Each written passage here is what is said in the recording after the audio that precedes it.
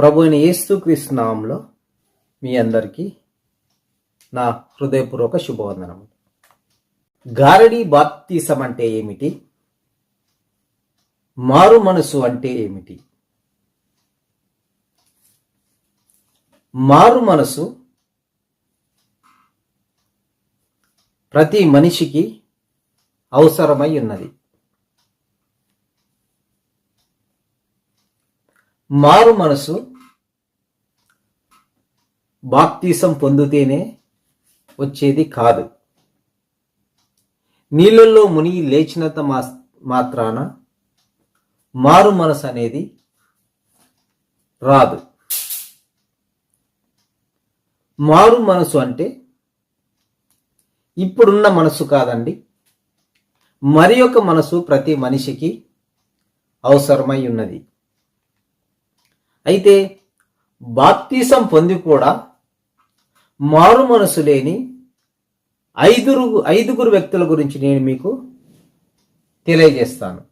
అపొస్తలుల కార్యములు 8వ అధ్యాయము 9వ వచనంలో, సీమోను అనొక మనుషుడు లోగడ ఆ పట్టణములో గారడీ చేయుచు తానొక గొప్పవాడునని చెప్పుకొనుచు సమరయ జనులను విభ్రాంతి పరుచుచుండెను. కొద్దివాడు మొదలుకొని గొప్పవాడు మటుకు అందరును దేవుని మహాశక్తి అనబడేవాడు ఇతడే అని చెప్పుకొనుచు అతన్ని లక్ష్యపెట్టిరి. ఇది గారడీ సీమోను ఏం చేస్తా ఉన్నాడు? జనులను విభ్రాంతి పరుస్తూ ఉన్నాడు. విభ్రాంతి అంటే కన్నులకు కనికట్టుగా చేసి, లేని వాటిని ఉన్నట్లుగా చూసి జనులను భ్రాంతిపరిచేవారు జనులు త్వరగా పడిపోతారు. చాలామంది క్రైస్తవులు కనికట్టుకు తొందరగా పడిపోయే వాళ్ళు ఉన్నారు. ఈ గారడీ సీమోను అనేక మందిని తన వైపు తిప్పుకున్నాడు. దేవుని మహాశక్తి అనబడేవాడు ఇతడే అని అతని గురించి ఆ పట్టణం అంతా గొల్లుమంటుంది. అనేకులను విభ్రాంతి పరిచిన గారడీ సీమోను అనేక మందికి బాప్తిసం ఇచ్చుట, అనేక మందికి దేవుని రాజ్యంను గూర్చుట ప్రకటించుట విన్నాడు. అప్పుడు సీమోను కూడా బాప్తిసము పొంది ఉన్నాడు. మరి బాప్తిసం పొందిన సీమోను ఫిలిప్పు చేసిన సూచక్రియలను, అద్భుత కార్యములను చూచి విభ్రాంతి పొంది ఉన్నాడు. ఇతడే అనేక జనులను విభ్రాంతి పరిచినవాడు. అనేక జనులను తన కన్నికట్టి చేత తన వైపు తిప్పుకున్నవాడు. ఇప్పుడు ఫిలిప్పు చేయు కార్యములను చూసి విభ్రాంతి పడి ఉన్నాడు. గారడీ సీమోను బాప్తిసం పొంది ఉన్నాడు, కానీ ఏం లేదు గారడీ సీమోనుకు? మారు మనసు లేదు. కొందరు గారడీ సీమోను లాగా బాప్తిసం తీసుకొని కూడా గారడీ వాళ్ళ వైపును, మంత్రగాళ్ళ వైపును, జ్యోతిష్యుల వైపును, ఇంద్రజాలికుల వైపును వెళుతూ ఉంటారు. పేరుకు మాత్రమే బాప్తిసం తీసుకున్నారు కానీ వీరిలో బాప్తిసానికి సంబంధించిన ఫలాలు లేవు. పేరుకేమో క్రైస్తవుడే, కానీ గారడీ సీమోను లాగా ఎక్కడ ఏమి జరిగితే అక్కడికి వెళ్ళిపోవడం, అక్కడ అంతరాలు వేస్తారంటే అంతరాల కాడికి పోవడం, ఇక్కడ మంత్రాలు చదువుతారంటే మంత్రాల కాడికి పోవడం, ఈ ఇల్లు బాగలేదంటే ఇంకొక ఇల్లుకి మారడం, ఈ ఇల్లు అచ్చి రాలేదని ఇంకొక ఇంటికి వెళ్ళడం, ఇలా చేస్తూ ఉంటారు. మరి ఇలాంటి వాళ్ళు మారు మనసు పొందినట్లు కాదు. ఎలాగైనా డబ్బు సంపాదించాలనే ఆశతో పేతురు యొద్ద ద్రవ్యం పెట్టి ఉన్నాడు. అయితే సీమోను పేతురు కూడా పేతురు ఎదుట ద్రవ్యం పెట్టి, పరిశుద్ధాత్మ వరమును పొందినట్లు నాకును ఈ వరం అనుగ్రహించండి. నేను ఎవరి మీదైతే చేతులు పెట్టుదునో వారు పరిశుద్ధాత్మను పొందినట్లు నాకు ఈ వరం అనుగ్రహించండి అని పేతురు యొద్ద ద్రవ్యం పెట్టి ఉన్నాడు. సహోదరి సహోదరులారా, ఇలా గారడీ సీమోను కూడా పేరుకు మాత్రమే బాప్తిసం పొంది ఉన్నాడు, కానీ ఇతనిలో మారు మనసు అనేది లేదు. మారు మనసు పొందడం అంటే నీ హృదయాన్ని నువ్వు సరిగా మార్చుకోవాలి. నీ హృదయము దేవుని వైపు తిరగాలి. ఎంతో మంది లోకపు పాపములు మానుకోలేక, వ్యభిచారపు పాపములు మానుకోలేక, చెడ్డ ఆలోచనలు మానుకోలేక, పేరుకేమో బాప్తిసం, మారు మనసు అయితే ఉండదు. మనము మారు మనసుకు తగిన ఫలము ఫలించాలి. మనం మంచి వాళ్ళమా? మంచి ఫలములు ఫలించాలి. మనం క్రైస్తవులమా? మారు మనసుకు తగిన ఫలం ఫలించాలి. దేవుని వాక్యం అంటుంది, మారు మనసు ఫలించని ప్రతి చెట్టు నరకబడి అగ్నిలో వేయబడును. ఫలించని ప్రతి చెట్టు కింద దేవుడు గొడ్డలు ఇచ్చినాడు. నీవు మారు మనసు పొంది గారడీ సీమోను లాగా ఉండి నీవు ఫలం ఫలించకపోతే నీవు కూడా నరకబడి అగ్నిలో పడవేయబడుదువు. మారు మనసుకు తగిన ఫలం అంటే 2 అంగీలు గలవాడు ఏమీ లేని వానికి ఇయ్యవలెను. మారు మనసు నువ్వు పొందినావంటే నీకు 2 అంగీలు ఉంటే 1 అంగీ ఇయ్యవలెను. ఇతరులకు ఆహారం లేనప్పుడు నీవు ఇతరులకు ఆహారము పంచిపెట్టవలెను.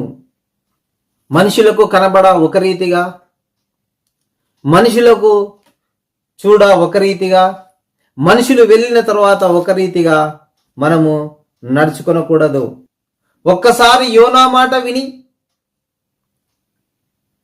3 రాత్రింబగలు అన్నవస్త్రములు మాని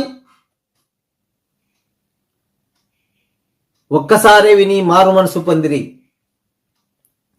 మారు మనసు పొందడం అంటే వస్త్రములు మార్చడం కాదు.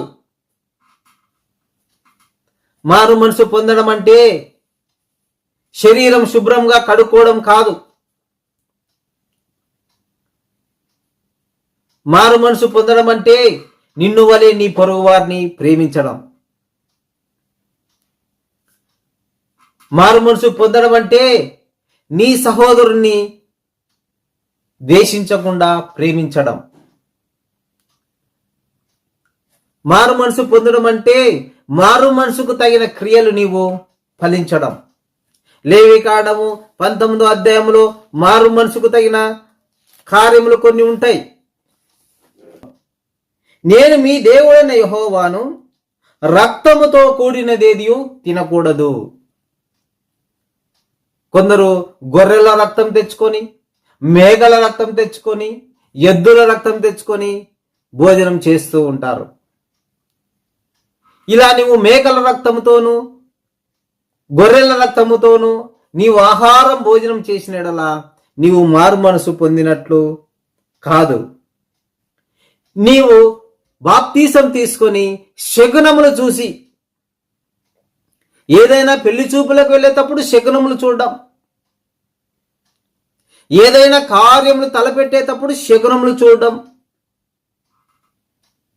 నేను కూడా క్రైస్తవుడిని చెప్పుకుంటున్నావు కానీ క్రైస్తవ లక్షణాలు నీలో కనిపించవు. ఎక్కడ గారడీ జరిగితే అక్కడ వెళ్తూ ఉంటారు, ఎక్కడ మంత్ర ప్రయోగాలు జరిగితే అక్కడ వెళ్తూ ఉంటారు, ఎక్కడ విగ్రహారం జరిగితే అక్కడ వెళ్ళి భోజనం చేస్తూ ఉంటారు. ఇలాంటి వారు మారు మనసు పొందినట్టు కాదు.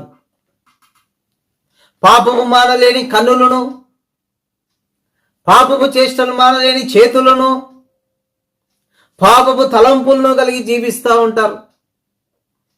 ఇలాంటి వాళ్ళు మారు మనసు పొందినట్లు కాదు. పైకి చూడ భక్తి క్రైస్తవులే, పైకి చూడ దేవుని మందిరమునకు వెళ్ళిన వారే,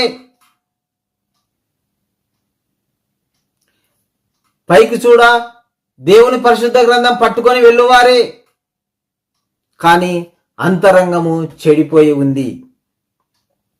బాప్తిసం అయితే ఉంది, రక్షణ అయితే ఉంది, కానీ మారు మనసు అనేది వీరికి లేనే లేదు. ఈ గారడీ సీమోను బహుకాలం నుంచి జనులను మోసం చేస్తా ఉన్నాడు. నీవు కూడా మారు మనసు పొంది 50 రూపాయలు వస్తుందని అబద్ధం ఆడుతున్నావు.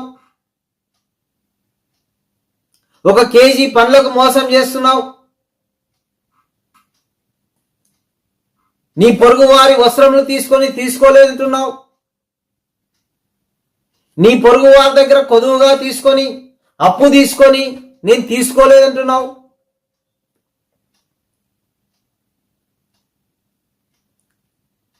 నీ పొరుగు వారి దగ్గర తాకట్టు వస్త్రమును తీసుకొని నాకు ఇవ్వలేదంటున్నావు.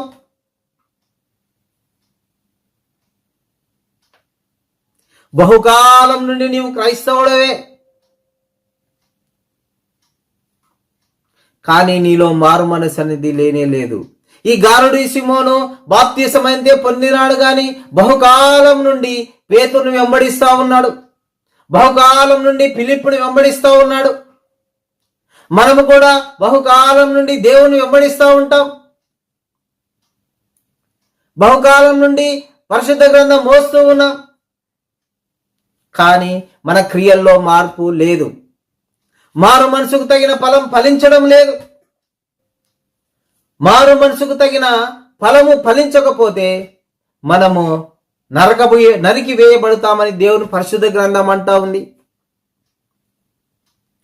మారు మనసుకు తగిన ఫలం ఫలించాలి. పుట్టుక నుండి క్రైస్తవులమే, పుట్టుక నుండి దేవుని వాక్యం వింటున్న వారమే, కానీ మారు మనసు అనేది కొదువగా ఉంది. జ్వరాలు వస్తే తాయెత్తులు కట్టించుకుంటున్నారు. ఏదన్నా పెళ్లిళ్ళు ఫంక్షన్లు జరిగితే జ్యోతిష్యుల దగ్గరికి వెళ్తున్నారు, పంతుల గారి దగ్గరికి వెళ్తున్నారు. మరి ఇలాంటి వాళ్ళు బాప్తిసం తీసుకొని మారు మనసు పొందినట్లా? దేవుడు ఏమంటున్నాడు? గారడీ వాళ్ళను, విగ్రహాధికులైనను, మంత్రగాళ్ళను నీవు ఆశ్రయించవద్దు. నీవు ఇలా ఆశ్రయించినావంటే నీవు మారు మనసు పొందినట్టు కాదు. గారడీ సీమోను లాగా జీవిస్తున్నావే తప్ప నీలో మారు మనసు అనేది లేనే లేదు.